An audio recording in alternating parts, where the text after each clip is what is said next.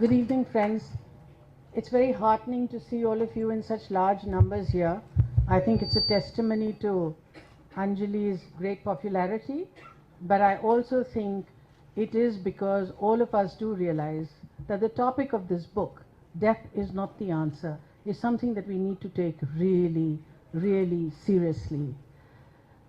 Death is Not the Answer is not a self-help book, but I think it is a book whose time has come, and it will be very invaluable to talk about it, to share it. I really applaud the courage of the speakers before me to share what has been a personal journey of trauma and then celebration. And I'm so deeply moved by it that I think that we really need no more except to salute you and your spirit, and thank you very, very much, both of you, and also Shefali, who was here. The first time I encountered suicide was when I was in the 9th standard. And I'll read you a little bit from there. She stopped at the yet to be completed building, walked up 14 floors, then made her way to the terrace. She counted the steps to the edge of the building, looked down at the minuscule people going about their daily chores, and then climbed down. The next day she repeated the exercise. On the third day, she jumped to her death. She was my classmate, bright, intelligent, vivacious. The school was stunned into silence. Then the gossip mill started doing the rounds. She was a lesbian, and that explained her suicide. Till this day, I have no idea whether that conjecture was true or not. But even if she was, so what?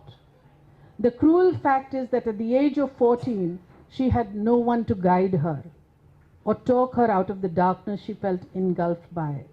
Suicide fundamentally is an escape from an unbearable situation that is ironically a self-protective move, writes Dr. Anjali, Chhabria.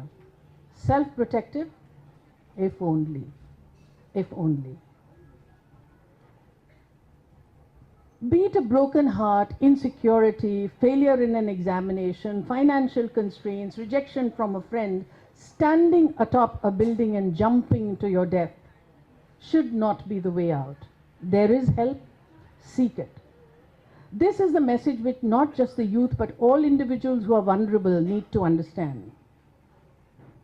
Yes, life will not pan out the way we imagine it will, and there will be times when we may not be in a mental condition to make the best decisions for ourselves. It is especially at times like this that we need to reach out to those who can help us rethink and reconsider. There is always another option. It has been said here before that in our society there is this unspoken fear that the minute you talk about a mental illness, people will look at you as mad and they will make fun of you, they will deride you, which is why people do not treat mental illness in the same way that you would a physical illness. You would, if you had a heart problem, you would go to the doctor. If you had a headache, you would go to the doctor. So why, when it is a physical, when it is a mental illness, do we worry about it so much? This book is an attempt to make us understand that there should be absolutely no shame attached to it. And one of the things that Anjali told me that came as a real surprise to me was when I said that, you know, how do we recognize that somebody is sort of has a tendency to commit suicide? And she said they talk about it.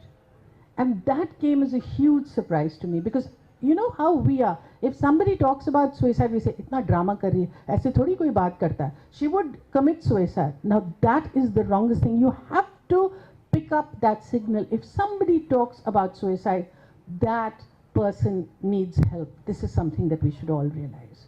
In recent times, it's been said a lot that there are so many actors who are committing suicide. What is the reason for this? There's much speculation. There's always some TV actress that you hear about and then you say, oh, she had a boyfriend and there was a problem over there. Some kind of thing saying that, you know, there must be some tendency because she is an actor, that there must be something mad. Recent times, Robin Williams actually, when he committed suicide, it came as such a shock, because I mean, here was this person who had brought humor into their lives, whose sensitive portrayal in Dead Poets Society, you believe that he had life at his fingertips. I have my own understanding, and that's what I'd like to share with you. Acting is a very demanding profession. It demands that the actor remain in a state of perpetual emotional preparedness, ready to explode at the command, start sound, camera, action. Shot done, she is expected to effortlessly push back the emotional upheaval into storage and function normally. We are consistently asked to do the opposite of what civilized behavior asks us to do. Civilized behavior says control your emotions, don't show them. What does acting say? At the click of a button, emotion number 36, nikal ke aao, ha, ro ke, फिर finally go back to being completely normal. Oh, हंसते रहो, and go back to life which is completely different. It has to take its toll. If you are a serious actor and if you're looking for your resources from life itself, these emotionally draining moments really take their toll on you. Inevitably, the residue of frequent emotional churning leaves its traces. No wonder actors are prone to being neurotic and highly strung. It is an adrenaline rush. Actors inhabit the world of the characters they play and willingly expose themselves to varied and demanding emotional roller coaster rides. This has many effects. The highs of success, the lows of failure. Coming under the glare of public scrutiny, all this often leads to anxiety and depression. Nobody believes this. An actor is supposed to be the epitome of confidence and positivity. Friends and family are often unable to understand this. Even small irritations start assuming the proportions of insurmountable obstacles.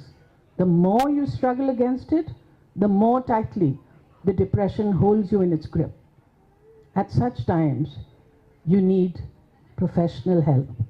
Dr. Anjali Chhabria has equipped hundreds of vulnerable people with the ability to recognize symptoms of depression and find the strength to overcome feelings of hopelessness before it becomes too late. So, here's to Anjali Chhabria.